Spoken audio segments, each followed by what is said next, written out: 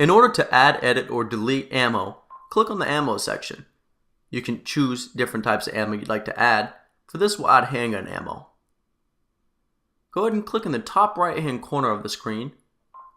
This will bring up a view where you can enter the information about the ammo that you'd like to add in there, such as how many rounds you have, the brand, the caliber, the grain, the cost, or just any notes you'd like to keep about the ammo, whether it be that it's good ammo or bad.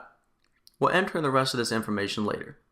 Go ahead and click in the top right hand corner where it says save, and from here it added our ammo. You'd like to click on any ammo that you have to go ahead and edit it. At the top it says add ammo. You can click on there and type in how many rounds you just purchased, and it'll add that as soon as you save to the current ammo that you already have. You can click the save button in the top right hand corner, and there you go. And you can swipe to the left to delete.